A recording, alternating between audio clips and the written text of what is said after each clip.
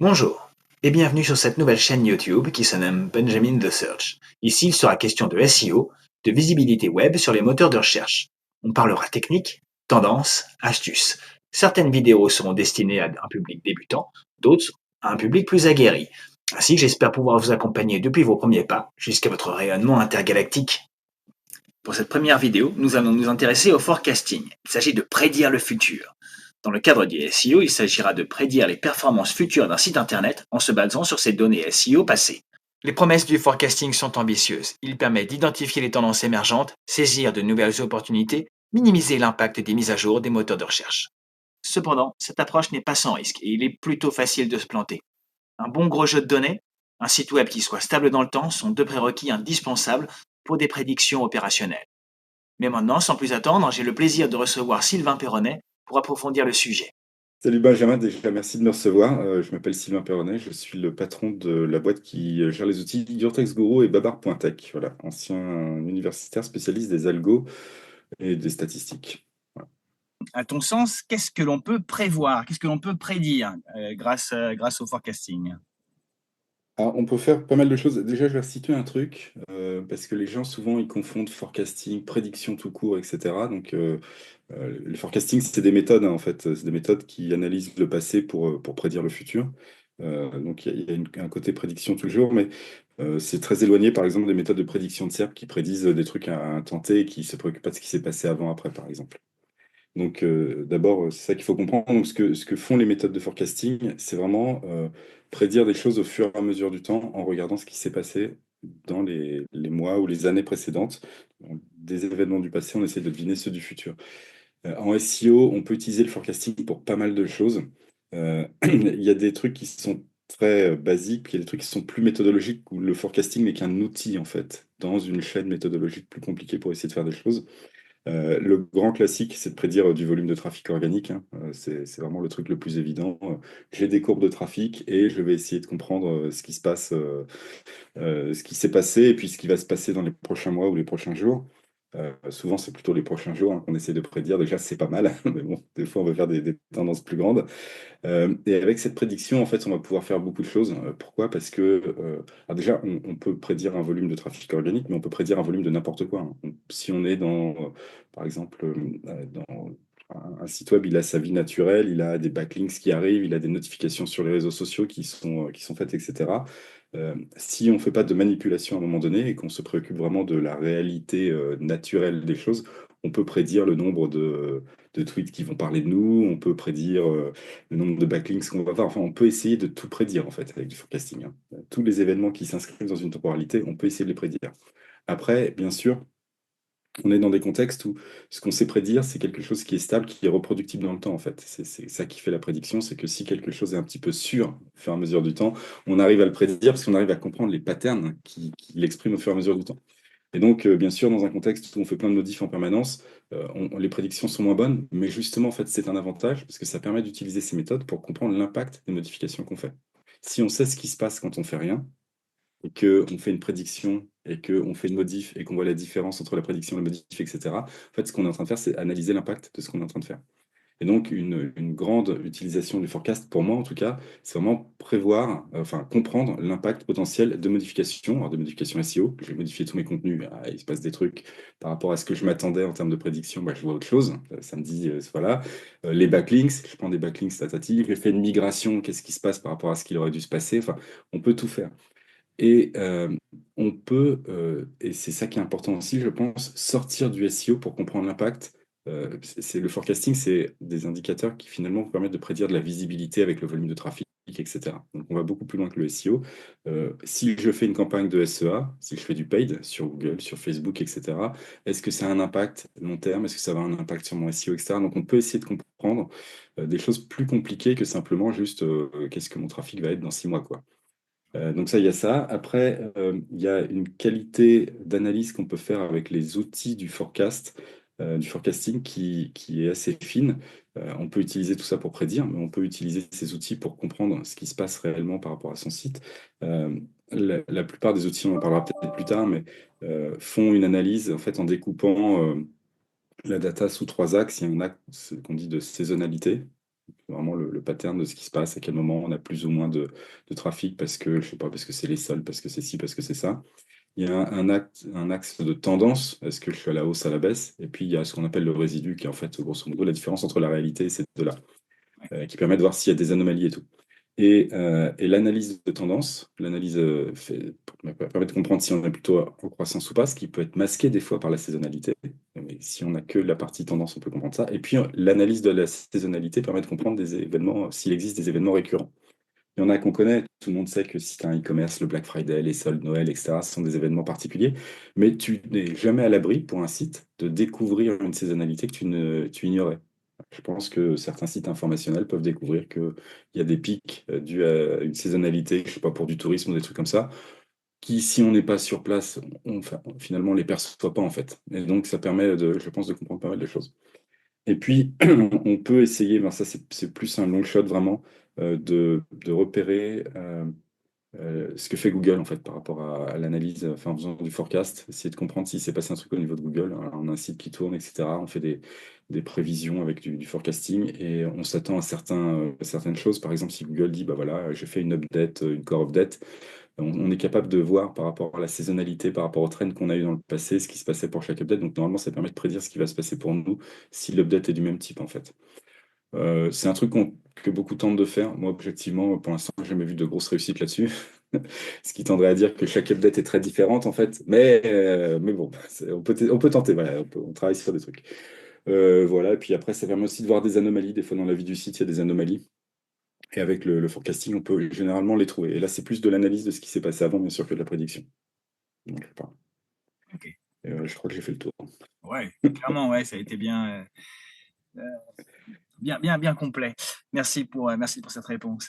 À ton sens, est-ce que le forecasting c'est possible pour tous les sites? Et là, je pense aux sites qui ont peut-être pas assez d'antériorité ou bien des sites qui sont sujets à de grosses fluctuations. Est-ce qu'on peut quand même en faire ou est-ce que au contraire, ça Ouais, serait alors compliqué? c'est compliqué. En fait, euh, d'expérience, alors, ce que dit la théorie, hein, c'est il faut quand même une grosse donnée d'historique et il faut un comportement stable quand même dans le temps, réellement, pour que les méthodes de forecasting soient vraiment très efficaces. Euh, euh, Après, mon expérience, de toute façon, c'est que il y a vraiment que les gros sites qui en profitent vraiment pleinement. Les petits sites, en fait, ont beaucoup trop de variabilité. Statistiquement, en fait, quand tu as trop peu de visites, ou que tu as un trafic trop petit, ou que tu as tout ça, en réalité, bah, il peut se passer un peu n'importe quoi, parce que statistiquement, le comportement de trois personnes qui décident de rester couchées change toute la vie de ton site, en gros, quoi. Et puis, en plus, il y a un truc où, quand tu as un petit site, tu es beaucoup plus sensible à tous les événements extérieurs. Mhm. Quelqu'un qui parle de toi sur les réseaux, en fait, va entièrement modifier la typologie de tes visiteurs, etc. Donc, va créer une instabilité qui est vraiment très, très, enfin, qui va être complètement imprévisible et qui va casser la prédictibilité pour les jours suivants. Donc, plus le site est gros, plus ça va être efficace. Et en fait, même si tu as un gros site, si tu es dans un domaine, par exemple, très offensif, tu fais beaucoup de modifs, il y a eu beaucoup d'updates, beaucoup de trucs comme ça, où tu as des concurrents qui sont au taquet, en réalité, ton SEO va pas être stable. Et donc, tu vas aussi avoir du mal à faire de la prédiction. Si tu es dans un domaine où c'est les 5-6, tu es un gros opérateur, mais tu as 4 ou 5 ou 6 concurrents qui sont tous de la même taille et que vous passez votre temps à être en rotation sur les top rockets, en fait, très probablement, on est dans un SEO qui est pas stable, même si les gens restent dans le top 5-6. En fait, en termes de signaux utilisés par le moteur, c'est pas stable, puisque c'est pour ça que ça fait de la rotation. Et donc, les prédictions vont probablement être mauvaises. Ok. Voilà, ça, c'est un truc. Voilà. Après, sinon, dans les trucs standards, la plus du forecasting, si tu n'as pas d'historique, tu peux rien faire. Donc, il faut des mois d'historique, voire des années d'historique. Ça pose une vraie problématique de la captation de la data, hein. Mhm. Moi, quand j'arrive chez des clients qui disent je dois faire du forecasting, je dis bah voilà, déjà, est-ce que tu as de la data? Alors, les mecs font tous j'ai la GSC, c'est toujours le minimum, mais je dis ok, mais est-ce que tu mets la data dans BigQuery, par exemple? Parce que sinon, en fait, t'as pas assez d'historique en réalité, souvent. Ah oui. Parce que ce qu'il faut, bon, ça veut dire déjà que si ton site a à moins de 18 mois, déjà, t'as pas, probablement pas assez d'historique. Mais en vrai, il faut vraiment un historique et plus tu en as, mieux c'est. Et moi, c'est toujours un truc que je dis, c'est le jour où on crée un site web, il faut vraiment commencer à capter la data, même si on ne sait pas quoi en faire. Parce que 1 an, 2 ans, 3 ans plus tard, on est ravi de l'avoir pour faire des trucs. Ouais. Ah ouais, bien sûr. Voilà. Et après, il y a des sites qui, historiquement, fonctionnent beaucoup moins bien que d'autres. Alors, l'e-commerce, par exemple, c'est idéal pour faire du forecasting, ça marche très très bien. En plus, il y a des vraies saisonnalités, etc. Les sites de news, c'est plus compliqué, Hmm. à moins que ce soit des généralistes. Et donc, voilà, après, il y a certains types de sites qui sont plus, pour lesquels c'est plus difficile. Voilà. Ok. Je voudrais revenir sur la notion de gros site. Pour toi, à partir de de quand est-ce qu'on devient un gros site à partir et donc que le forecasting va vraiment être faisable et intéressant. C'est quoi? Tu le mesures en termes de visites forcément et pas en nombre Ouais, en de fait, pages. Ça n'aurait rien à voir, c'est nombre de pages. vraiment le truc. Alors, c'est assez particulier ce que je veux dire parce que c'est une vraie définition statistique en fait. Ouais. Un site, il est gros si un événement qui n'est pas un événement absolument invraisemblable, que ce soit à la hausse ou à la baisse sur les visites, ça se voit bien sûr sur le trafic, mais ça ne change pas la typologie complète du trafic. Ok. Et alors, un gros site, en fait, c'est un site qui, si ça parle de lui dans les journaux, peut-être il a plus de trafic, mais ça ne change pas le public qui vient, etc. Donc un Cdiscount, un Rakuten, un Fnac Darty, etc. sont des gros sites parce que finalement, voilà, même si d'un seul coup il y a plus de monde qui va chez eux parce qu'il y a une promo et tout, ça change pas. Ils peuvent avoir 10% de trafic en plus, mais ça ne change pas le type de personne qui vient. Si tu as un site qui a 1000 visiteurs par jour et qu'on parle de toi, je sais pas, tu passes chez Capital voilà, dimanche soir, hop, là, tu passes à la télé, en fait, ton trafic devient n'importe quoi en réalité. Ouais. Alors, bien sûr, là, je prends des exemples qui sont absolument. T'as 1000 visiteurs, tu tapes Capital, de toute façon, t'es mort, ton site, il tombe tout de suite. Mais la réalité, c'est qu'un gros site, c'est un site qui, dans un contexte où il y a des événements un petit peu exceptionnels, son trafic ne change pas fondamentalement. Voilà. Ouais. Donc, c'est des sites qui ont probablement des centaines de milliers de visiteurs Ouais. par mois, c'est sûr. Après, si tu es dans un domaine ultra stable, qui ne se passe pas grand-chose, etc., même si tu as 1000 visiteurs par jour, tu peux faire de la prévision, tu peux faire de la prédiction, tu peux faire plein de trucs, parce que tu sais que tu es dans un contexte très très stable. Mhm. Ok. Mais les gros sites, on sait par défaut qu'ils sont dans des contextes stables, donc on n'a pas à se poser la question. Ça marche. Merci. En fait, la GSC, ouais, il faut capter tout ce qu'on peut. Clic, impression, CTR, trafic, trafic par localité, trafic par segment, par canal. En fait, tout ce qu'on peut avoir, il faut le prendre. Parce que c'est plus facile de dire ah, j'ai trop de data, je vais trier, que de Ouais. dire ah, bah, si j'avais cette data en plus, voilà. Après, moi, il y a vraiment des trucs, je pense qu'il faut garder. La GSC donne de l'info de positionnement par rapport à des mots-clés, etc. Mais c'est Google qui choisit en fait ce qu'il va garder, même s'il garde beaucoup. Je pense que ça vaut le coup de travailler soi-même. En fait, travailler son monitoring de mots-clés, c'est un truc qui est important globalement en SEO, en se créant vraiment un monitoring personnalisé. C'est-à-dire que même si dans nos outils, on vend cette data de positionnement un peu au kilomètre qu'on trouve dans tous les outils, je trouve qu'il est beaucoup plus pertinent d'un point de vue pro de dire, voilà, moi je connais mes clients, je connais mes personas, c'est de faire des clusters de mots-clés par persona, de les monitorer bien, d'avoir des positions historiques sur des mois ou des années par rapport à ces personas, parce que ça permet après donc, les mots-clés, puis après les pages associées qui rankent sur ces mots-clés, hein, il faut les classements qui vont avec, parce que ça va permettre de faire des analyses de saisonnalité, de tout ça, qui sont par persona, qui sont beaucoup plus fines. Donc, on peut analyser un segment, en fait. Les gens disent, ah, je fais du forecasting pour mon site. Si tu vends tout et n'importe quoi, ça veut rien dire, en fait.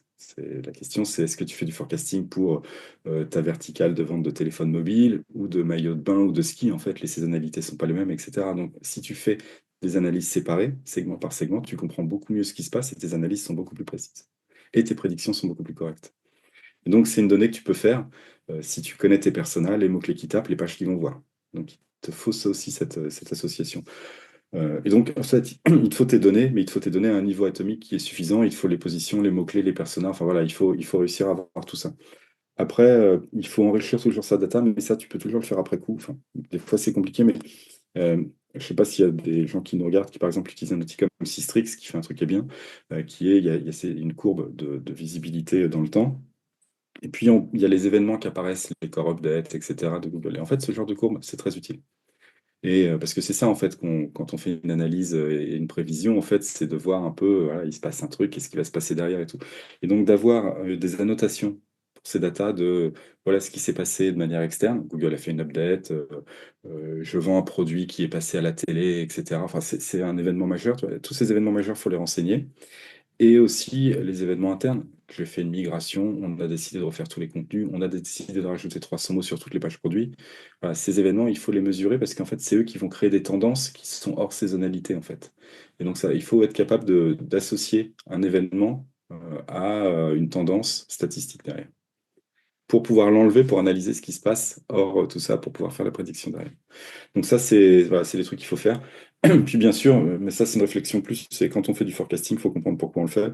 Et donc, qu'est-ce qu'on veut prédire? Mais ça, c'est un autre problème. Tout à l'heure, on disait, qu'est-ce qu'on peut prédire? Il y a qu'est-ce qu'on peut prédire et qu'est-ce qu'on veut prédire. Ce que Oui. j'ai dit, par exemple, on peut prédire le volume de trafic organique. Et peut-être quelqu'un va me dire, moi, je m'en fous, en fait. Ce que je veux prédire, c'est combien je vais gagner. Ah ouais, bien Voilà. sûr. Ça a du Donc, sens. ouais, ouais, et donc ça, c'est, je pense, aussi une réflexion qui est compliquée. Nous, on l'a vu avec des clients, des fois, juste le travail, c'est amusant, ils disent, ah voilà, j'ai vu des outils, je veux m'en servir. Et la première truc, c'est bah, qu'est-ce que tu veux faire? Et une fois que les gens ont verbalisé ce qu'ils voulaient faire, ils se rendent compte qu'ils n'ont pas besoin forcément des outils, tout ça, parce qu'une fois qu'ils ont compris ce qu'ils voulaient faire, des fois, ils ont même déjà l'info, en fait. Donc c'est amusant, hein. Voilà, il faut. Bon, bref. Voilà, il faut une réflexion avant de travailler. En fait, il faut commencer à réfléchir à pourquoi on fait, ce qu'on veut faire, comment on veut le faire, etc. Pour le coup, ça serait quoi ça? Une genre de hype du forecasting, le nouvel Ouais, en fait, outil, c'est le toujours nouveau pareil. process. C'est à un moment donné, il y a quelqu'un qui a vraiment un problème légitime. Nous, on a travaillé du forecasting. Alors, je ne peux pas dire qui est le client, bien sûr, mais c'était de Ouais, ouais. comprendre. Voilà, le client faisait du SEO, du SEA, etc., du retargeting, pas de retargeting, et c'était de comprendre un petit peu en analysant le passé avec des séries temporelles, donc qui sont des outils du forecasting, euh, qu'est-ce qui a vraiment un impact en fait. Et donc de rejouer, en fait, on faisait de faire du forecasting, mais dans le passé pour voir s'il y avait eu un impact à faire tel ou tel truc. Et donc, belle réussite, le truc fonctionne, etc. Et c'est vrai que quand j'en parle aux gens, les gens me disent tous, bah, faut que je fasse aussi ça. Et donc, et ça crée une hype en fait. Parce que les gens, comme il y a quelqu'un qui a réussi à faire des choses en s'en servant, ils disent, ah, l'outil est important, faut s'en servir. Mais en réalité, il faut s'en servir si on a besoin de s'en servir. Et il y a plein d'outils comme ça où les gens, il y a une partie, ils s'en servent, c'est légitime, puis il y a une partie, ils s'en servent parce que c'est la mode de s'en servir en fait. Et ils en font pas grand-chose en réalité, et des fois même ça pollue leur prise de décision. Ouais, ouais, ouais, j'entends. Et puis il faut se méfier, si on rentre pas dans le contexte où l'outil est statistiquement correct, etc., on peut prendre de mauvaises décisions. Oui, Parce oui, c'est ça. que, Ça peut aussi, ça peut être enfin, comme tout outil, ça peut être bien utilisé, utilisé à bon escient, avec une vraie exactement. vision derrière. Ça peut être fantastique, aussi bien. Mm. Ça peut nous embrouiller. Les prédictions peuvent être mauvaises et on peut se planter complètement, quoi. Clairement. Bien sûr. Mais c'est vrai que tous ces outils statistiques, mais c'est vrai du forecasting, c'est vrai quand on fait de la prédiction avec des outils de machine learning tout bêtes et tout aussi, c'est toujours bien les premières fois où on travaille avec ça, surtout si on veut internaliser la compétence, d'être accompagné par un spécialiste du sujet, un vrai data scientist, hein. Ouais. Il y a des gens dont c'est le métier, hein, qui font ça très très bien. Au moins 2-3 heures pour comprendre ce qu'il ne faut pas faire. Voilà. C'est le Et je pense conseil. par exemple, alors c'est un petit taquet gratos pour une partie de mes confrères, mais souvent on fait des études par exemple en SEO pour comprendre l'importance des signaux, etc. Et c'est vrai qu'une partie du temps, bah, ce qu'on fait, ce qui est fait, est statistiquement pas correct en fait. Et voilà, ça fait toujours sourire quand on s'y connaît en data science de voir que bah, voilà, avec un bon outil, on peut aussi prendre enfin, on peut avoir de très mauvaises conclusions, quoi. Mhm. Ouais, voilà. Et donc, Bref, voilà. pour le coup, on pourrait rétrospectivement savoir quelles actions, je pense par exemple à David, hein, tu disais tout à l'heure, e-commerce, ça peut être des très bons sites web pour faire de la prédiction. Euh, souvent, il y a pas mal d'actions qui sont faites en même temps parce que les dirigeants ils veulent des résultats demain et que le SEO est souvent un peu long. Donc, Mm, les équipes de contenu vont optimiser les fiches produits. Il va y avoir des nouveaux backlinks qui vont être faits. Il va y avoir une modification majeure sur la navigation, le maillage interne et certainement encore d'autres choses.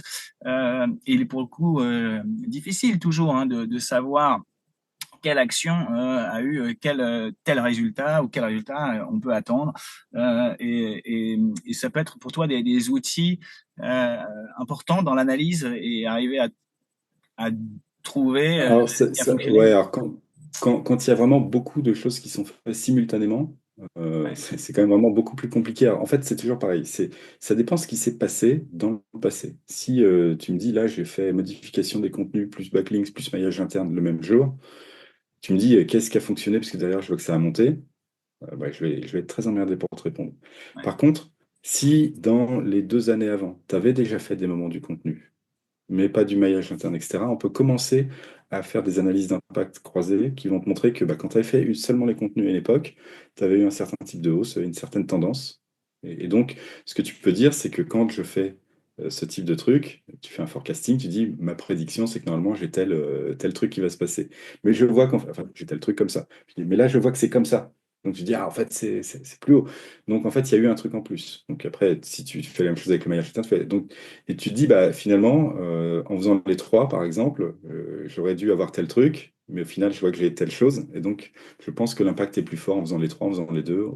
Ou alors, en faisant les trois, j'ai le même impact que ce que je m'attendais à avoir en faisant qu'un seul et tout. Et donc, ça te permet de comprendre un peu ce qui s'est passé. Mais ça, tu ne peux le comprendre que parce que dans le passé, tu avais déjà fait des choses. Ouais, ouais. Et même si ça reste, j'imagine, de toute façon, toujours un peu compliqué, puisque même Ça. si par le passé, on a fait, par exemple, de la modification de contenu, cette modification n'est pas toujours aussi qualitative. Quand on achète Non, des liens, ils sont pas tous, enfin, tous les liens de ce prix-là. non, non. Mais J'achète c'est de un la lien. statistique, hein.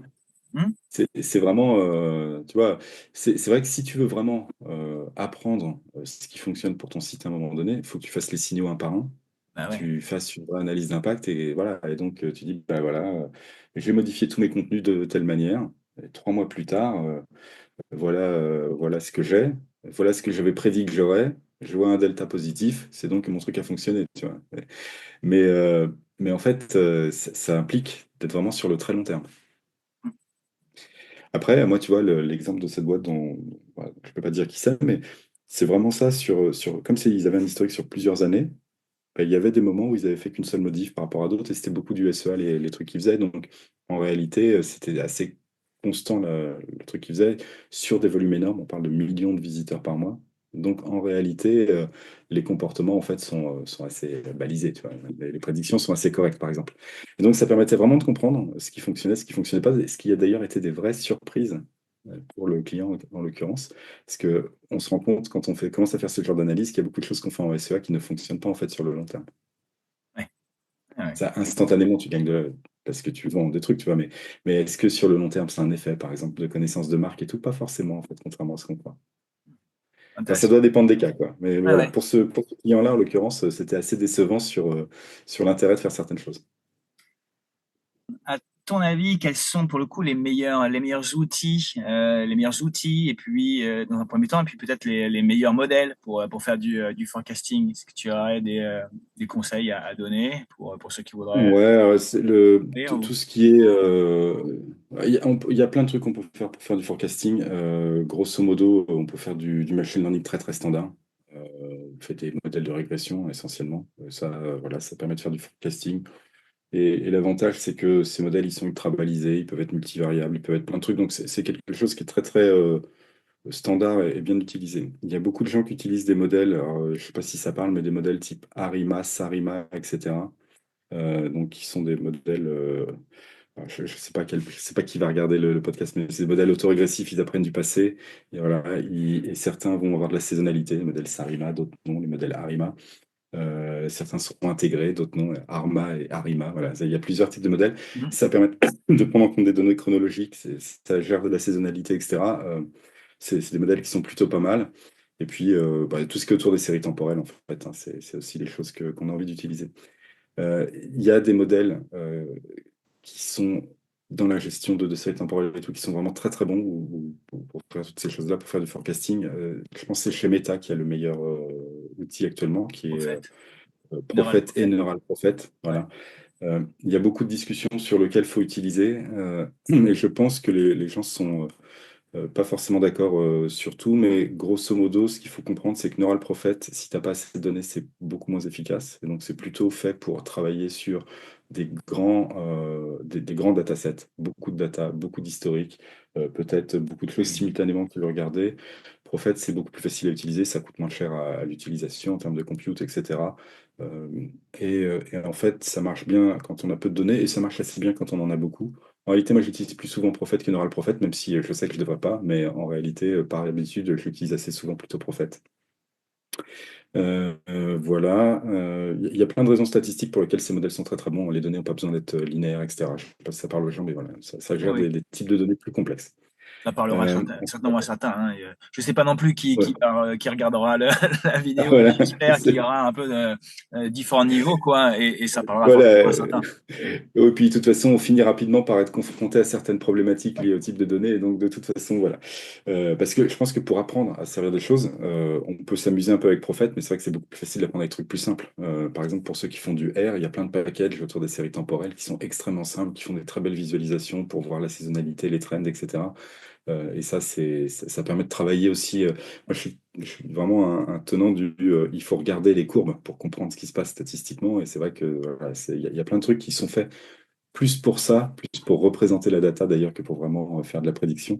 Il y a plein de packages en R, j'ai oublié les noms. Donc là, c'est d'un seul coup. J'ai eu beau préparer les questions, il y a des trucs que j'ai oubliés entre-temps. Mais voilà, il y a plein de trucs qui permettent de le faire. Pour ceux qui sont pas du tout familiers du code, de tout ça, il y a un outil qui est pas mal, qui est l'extension Google Sheets de Richard Fergie qui s'appelle Forecast. Ouais. Euh, c'est pas mal. C'est payant, ça vaut, je crois, de mémoire, un peu moins de 100 balles. Enfin, il y a plusieurs plans, mais le plan pour une petite équipe, c'est, je crois, moins de 100 balles par mois. Et ça permet de faire pas mal de choses. Et surtout, le mec qui est au support, il est là, il est présent. Enfin, c'est un one-man operation, quoi. Donc, il vend bien son truc et les gens peuvent le contacter et tout. Moi, perso, je l'utilise pas parce que On n'a pas besoin. voilà, voilà, on développe nos trucs nous-mêmes, nous. Ouais, ouais, Mais je n'ai eu que des bons retours. Voilà. ouais, Donc, ouais. je sais que ceux qui l'utilisent sont plutôt contents et que ceux qui débutent trouvent ça très pratique. Oui, c'est ça. Enfin, à chacun son outil aussi, quoi. Bien sûr, Voilà. tout à fait. Oui, oui. Oui, parce que prendre un truc Gestion de trop son compliqué, en budget. fait, c'est le meilleur moyen de se planter et de faire un peu n'importe quoi. Ouais, ouais, clairement. Peut-être, on Complexifier peut peut-être trop. revenir sur les limites et la confiance. Je pense Ouais, qu'il y a quand même un un truc vrai quand enjeu. même qu'on peut dire par rapport à ça, parce que le problème des outils, c'est qu'ils ont un côté magique et qu'on finit par trop écouter les outils des fois. Donc il faut toujours garder un regard critique et le jugement humain est quand même toujours important. Et notamment, il ne faut pas oublier que tous les outils de prédiction, ils souffrent d'un truc qui est toujours le même, c'est ils utilisent le passé pour prédire le futur. Si on est dans un moment de grande fluctuation, la prédiction, en fait, elle est caduque. Quand un nouvel événement absolument incroyable arrive, on ne peut plus rien prédire parce qu'on ne sait plus comment raccrocher le présent au passé. Par contre, quand on est sur un truc qui est à peu près stable tout le temps, on peut toujours faire une prédiction. Mais il ne faut pas oublier que tous les comportements temporels, ils ont une saisonnalité. C'est ça qui permet en fait de faire la prédiction. Et ils ont une tendance long terme qui est analysée. Ça monte, ça descend, etc. Je croise les deux ensemble. C'est ça qui permet de faire ma prédiction en faisant des courbes qui mêlent les deux ensemble. Je fais bien la courbe, hein. Et le problème, bien sûr, c'est qu'il y a une erreur qu'on commet quand on fait une prédiction. Et cette erreur, elle est cumulative. C'est-à-dire, si je prédis ce qui se passe demain, je fais une petite erreur. Si je prédis ce qui se passe après-demain, je fais deux fois une petite erreur. Trois fois, quatre fois, etc. Donc, plus je prédis un truc lointain, plus je me trompe. Ouais, Et bien donc, sûr. quelqu'un qui dit à Noël, j'essaye de prédire ce que je vais vendre en juin, en fait, Impossible. ça va pas. Voilà. Par contre, quelqu'un qui dit on est le 19 décembre, alors, je devrais peut-être pas dire la date parce que ça va peut-être pas passer le jour du. Mais on est on est une semaine avant Noël. Qu'est-ce qui va se passer entre Noël et le Nouvel An pour mes affaires par rapport à ce que je connais du passé? Là, peut-être, on va avoir une prédiction qui est quand même raisonnablement correcte. Et donc, on va pouvoir prendre en compte.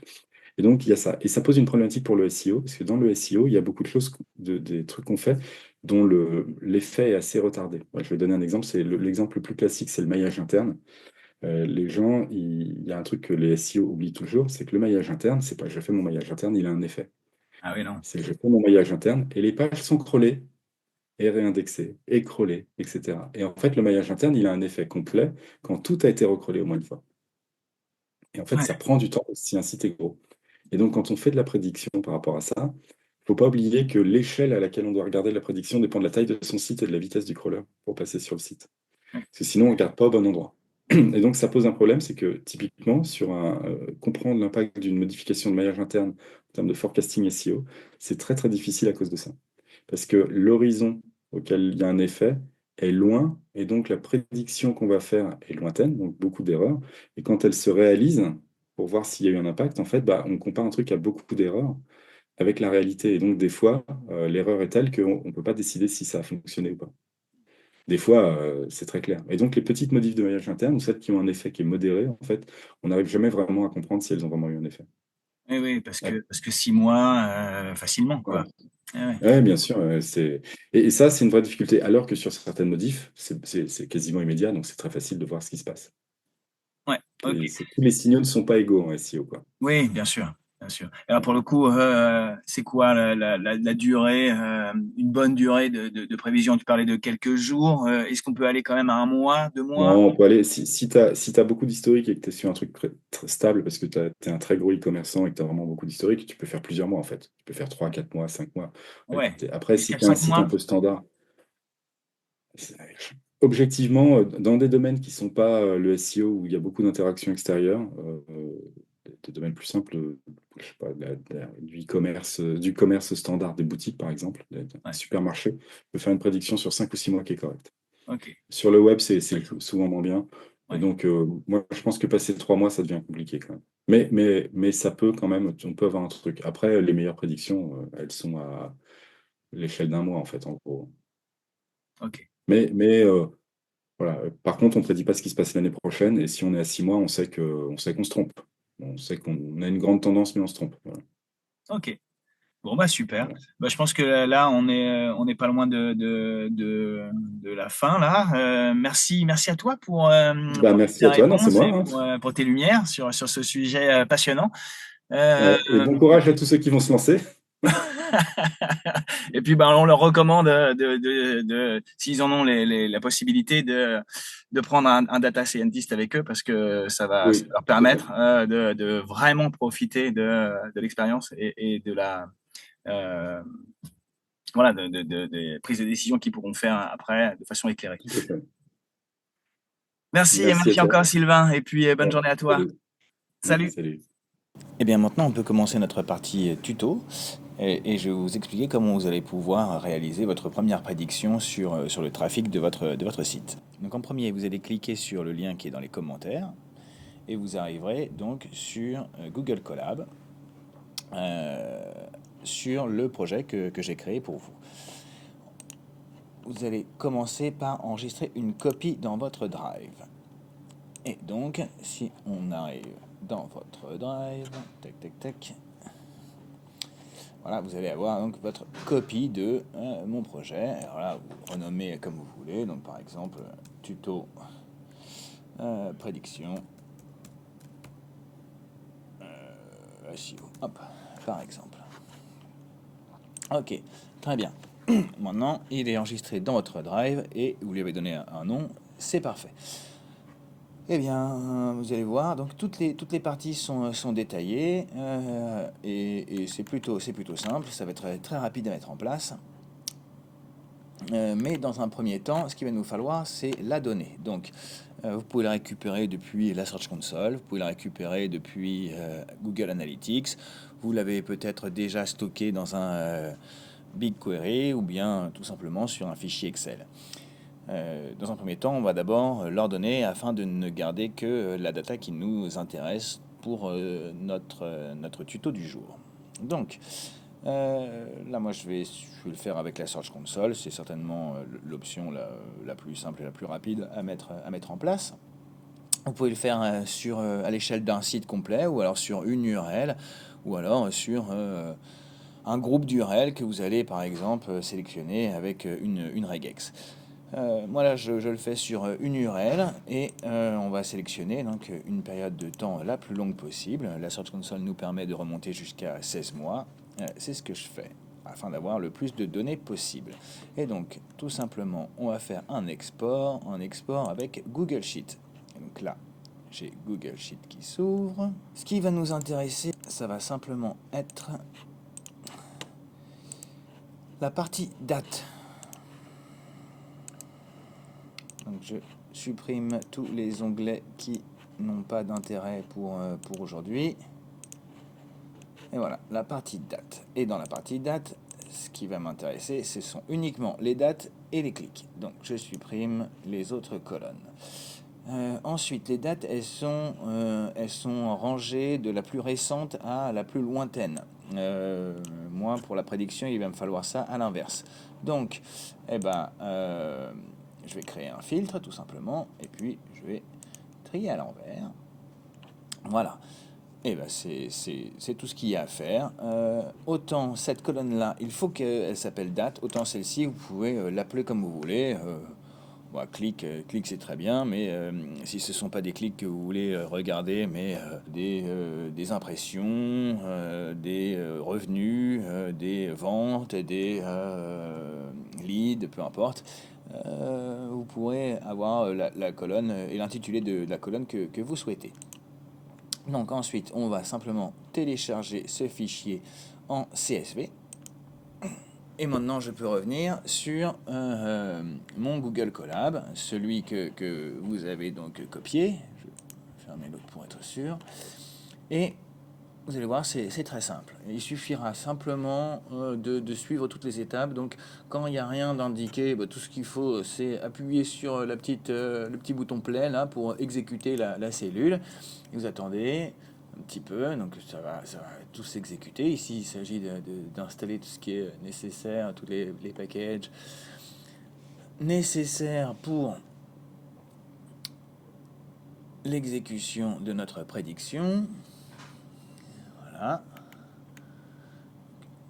Hop, on continue.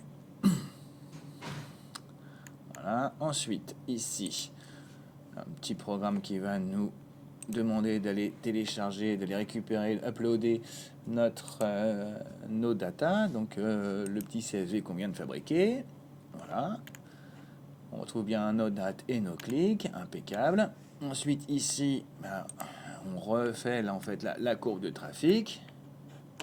Je regarde, je reconnais bien mon petit pic ici. Ensuite, là, c'est une petite conversion pour que les colonnes correspondent aux noms qui sont sur Prophète. Et ici, cette partie-là est importante. Je vous ai rajouté la possibilité de rajouter des événements. Alors, il y a un petit contenu, un petit texte là qui va vous aider à comprendre. Mais en fait, le principe est assez simple. Ici, en fait, j'ai ajouté toutes les dates des core updates. Et puis en disant qu'elle s'étale sur une durée de 15 jours. Pour donner un exemple supplémentaire, vous voyez, ici j'ai un pic. J'ai considéré pour l'exemple qu'il s'agissait d'une campagne sur TikTok, que c'était donc un élément extraordinaire par rapport à la vie de mon site et de cette URL-là. Et qu'il fallait donc que... Prophète en tienne compte lors de sa prédiction. Donc, je vais lui indiquer que c'est un événement particulier. Et donc, c'est ce que j'ai rajouté entre ces lignes ici, là, voilà. Donc, je l'ai indiqué, campagne TikTok du 30-10-2004 sur 3 jours. Donc ça c'est le petit commentaire. Donc en fait, campagne TikTok qui commence le 30 octobre 2024 et puis qui commence au jour 0, c'est le 30 octobre. Et 2 jours plus tard, elle est terminée. Je concatène les deux data frames. Et puis voilà. Donc ça, voilà. Je l'emporte. Et puis, j'ai plus qu'à créer ma prédiction. Voilà, ma prédiction est créée. Tac. Et j'exporte le forecast en .csv. Voilà, donc là, vous allez avoir en fait toutes les données en CSV de votre prédiction. Mais nous, ce qui va nous intéresser, c'est de l'avoir sous forme de courbe, parce que c'est quand même bien plus parlant et bien plus efficace, bien plus pour comprendre ce qui se passe. Et donc, voilà, j'ai ici une prédiction sur 90 jours. Si vous voulez une prédiction qui soit plus courte, mais je vous le déconseille, il va falloir aller ici, on est là, 90 jours, ici. Donc, admettons, je veux une prédiction sur, 1 an. Donc 365 jours, et je recommence à partir de là. Hop là. Hop là. Et voilà, j'ai une prédiction sur 1 an maintenant. Hein, vous avez vu, c'est très simple. Donc c'est simplement une tendance, et puis on voit que donc, au fur et à mesure, mes possibilités plus et moins s'éloignent un peu l'une de l'autre. Mais bien sûr, à 1 an, c'est complètement déraisonnable d'imaginer pouvoir être encore assez proche d'une réalité. Encore une fois, les prédictions, c'est déjà assez complexe comme ça si votre site est pas stable. Si vous n'avez pas assez de données, la faire en plus sur une période aussi longue, ça ne fonctionnerait pas. Vous êtes sûr d'avoir des résultats complètement délirants. Et voilà, si on continue, on arrive jusqu'à une petite section interactive qui va vous permettre donc, par exemple, d'aller voir une semaine, 1 mois, à 6 mois, 1 an, et tout. Et puis, pourquoi pas de zoomer dedans, donc voilà, entre les deux là, et aller voir ce qui se passe. Donc, mon dernier point ici, je suis donc le 18 décembre et j'ai eu 27 clics sur mon URL, et ben,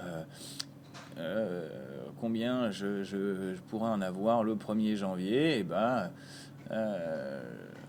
39. Voilà, 39,90, donc 39, 40 clics, voilà ce qui serait prédit par Prophète. Voilà.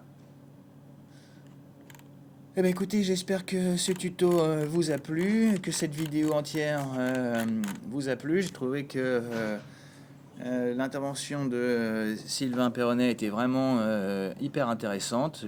Encore une fois, je le remercie pour avoir répondu à mes questions. Et puis, n'hésitez pas, si vous avez d'autres questions, si la vidéo vous a plu, à poster votre commentaire en dessous. Je me ferai un plaisir d'y répondre. Merci à vous d'avoir suivi cette vidéo jusqu'au bout. Et puis, rendez-vous le mois prochain pour une prochaine. Salut!